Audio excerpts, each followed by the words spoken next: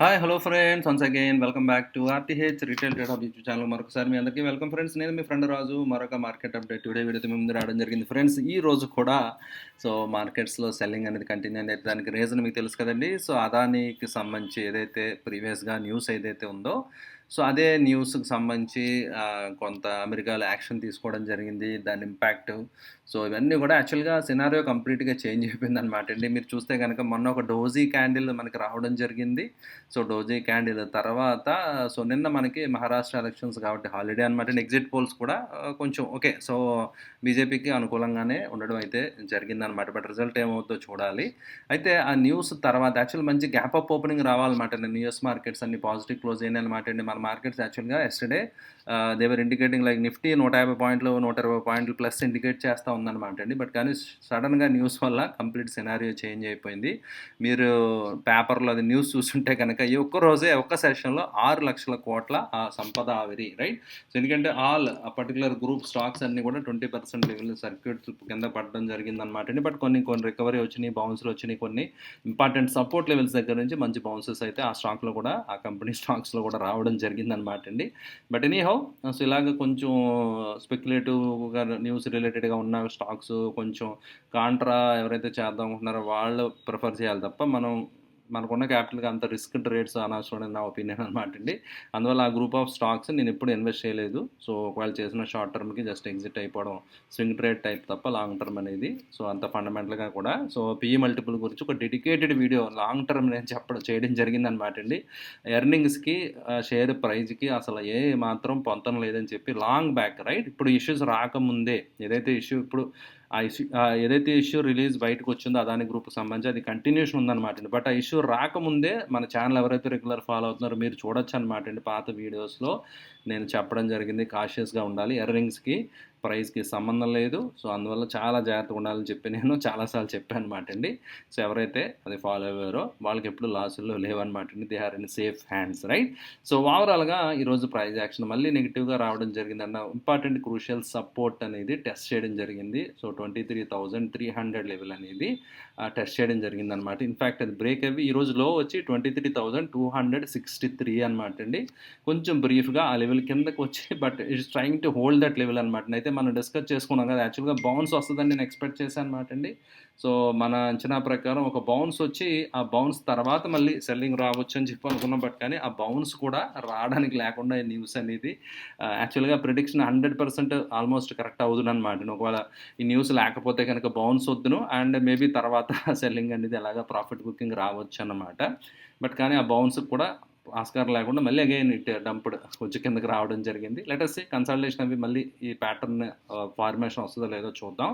Are straight away if it breaks రేపు elections దాని తర్వాత రిజల్ట్స్ తర్వాత ఏదైనా కొంచెం అడ్వర్స్గా ఉంటే కనుక మళ్ళీ ప్రీవియస్గా ఏదైతే ఎలక్షన్ క్యాండిల్ ఉందో ఎగ్జిట్ పోల్స్ క్యాండిల్ ఉంది కదా, అయితే అప్పుడు యాక్చువల్గా 5 మేజర్ అసెంబ్లీ ఎలక్షన్స్ రిలేటెడ్ కాబట్టి కొంచెం జర్క్ ఎక్కువగా రావడం జరిగిందనమాట అండి.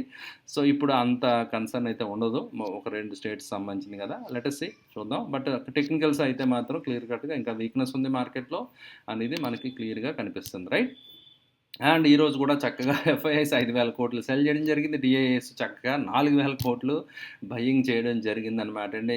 మార్కెట్ని శక్తుల డిఐఎస్ సపోర్ట్ చేయడానికి ట్రై అయితే చేస్తున్నారు. ఈవెన్ ఇన్ఫ్యాక్ట్ నా దగ్గర కూడా చాలామంది క్లయింట్స్ మ్యూచువల్ ఫండ్, నేను amphi registered mutual fund distributor కదా ఫ్రెండ్స్. చాలామంది క్లయింట్స్ లైక్ ఫండ్స్ అవి దే స్టార్టెడ్ అనమాట, రైట్. వాళ్ళు నేను చెప్తున్నాను కదా ఫ్రెండ్స్, మన ఛానల్ రెగ్యులర్ ఫాలో తెలుసు అనమాట అండి. చాలా కాలంగా హోల్డ్ చేయండి, ఆపర్చునిటీ వస్తుంది, మంచి టిప్ వచ్చినప్పుడు చేద్దామని చెప్పి lump sum investments. But SIP always అండి, ఎస్ఐపికి రైట్ టైం అనేది అంటే ఎప్పుడంటే రైట్ నౌ. ఎస్ఐపికి టైమింగ్ అవసరం లేదనమాట అండి.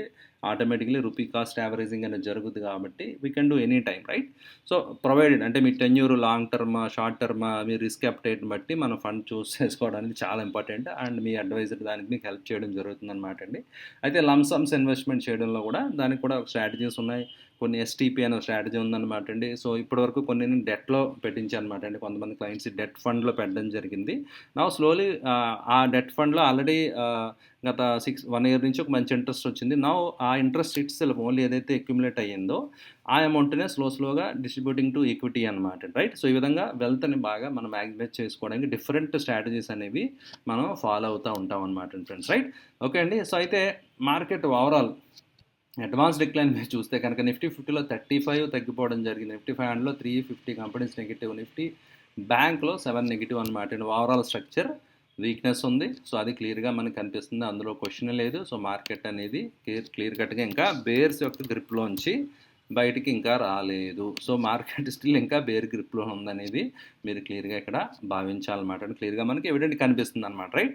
అయితే బ్యాంక్ నిఫ్టీ విషయం కొంచెం వేరేగా ఉంది. ఏంటి బ్యాంక్ నిఫ్టీ విషయం వేరేగా ఉందంటే చాలా ఇంపార్టెంట్ సపోర్ట్ అని చెప్పి మనం అనుకున్నాం కదా. సపోర్ట్ జోన్ దగ్గర నుంచి ఏదైతే మనం ఒక లైన్ డ్రా చేసుకున్నామో ఇంచుమించు 50,000 సైక్లాజికల్ మార్క్ ఆ లెవెల్ దగ్గర నుంచి యాక్చువల్గా బ్రీఫ్గా కొంచెం బ్రేక్ అయిందనమాట అండి. ఇన్ఫ్యాక్ట్ 49,787 అనమాట. అంటే 50,000 లెవెల్ బ్రేక్ అయింది. బట్ కానీ లుక్ అట్ దిస్ బౌన్స్ అనమాట. రైట్. ఒక మంచి బౌన్స్ వచ్చింది. సో లాస్ట్లో కొంచెం బయ్యింగ్ ఇంట్రెస్ట్ అనేది కనిపించింది అనమాట అండి. బట్ కానీ క్రేజీ ప్రైజ్ యాక్షన్ అనమాట అండి.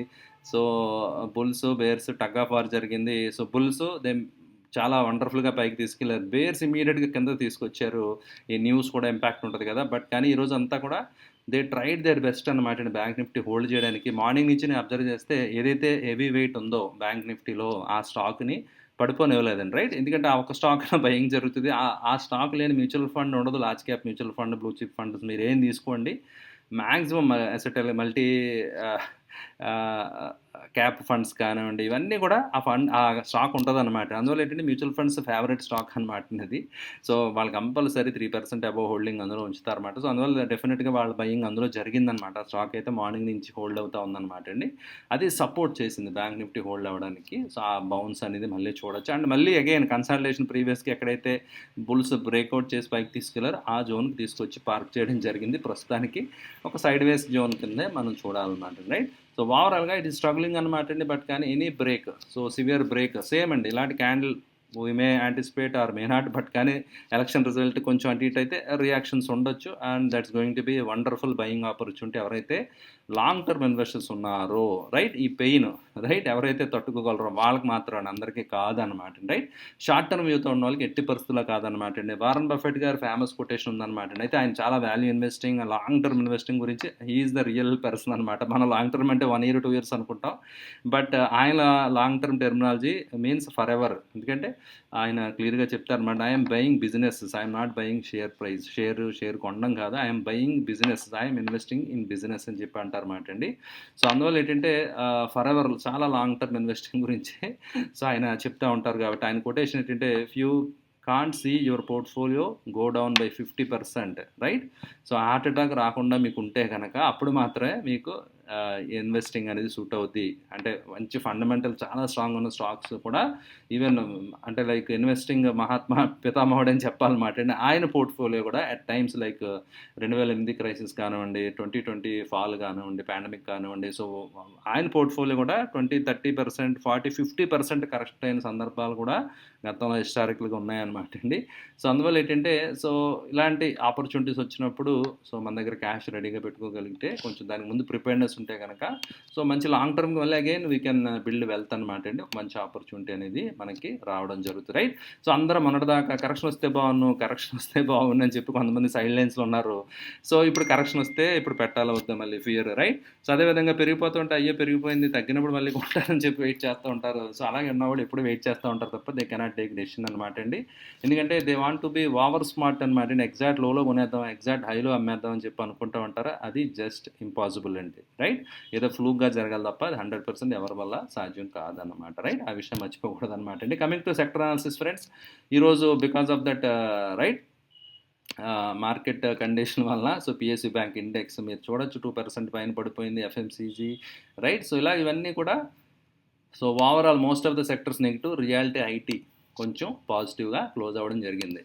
ఓకే అండి. సో అదేవిధంగా మన గ్లోబల్ ఇండిసెస్ విషయానికి వస్తే కనుక గ్లోబల్ ఇండిసెస్ కూడా పెద్ద సపోర్ట్ చేయలేదండి. సో అంటే ఓన్లీ ఈ మన మార్కెట్సే పడిపోయి ఈ విషయం వల్ల అని కాదు. గ్లోబల్ మార్కెట్స్ కూడా కొంచెం మిక్స్డ్‌గానే ఉన్నాయి. గ్లోబల్‌గా కూడా ఎక్కడ కూడా ఎందుకంటే జియో పొలిటికల్ టెన్షన్స్, ఎస్కలేషన్స్ అవి ఛాన్సెస్ కనిపిస్తున్నాయి ముమ్మరంగా. రైట్.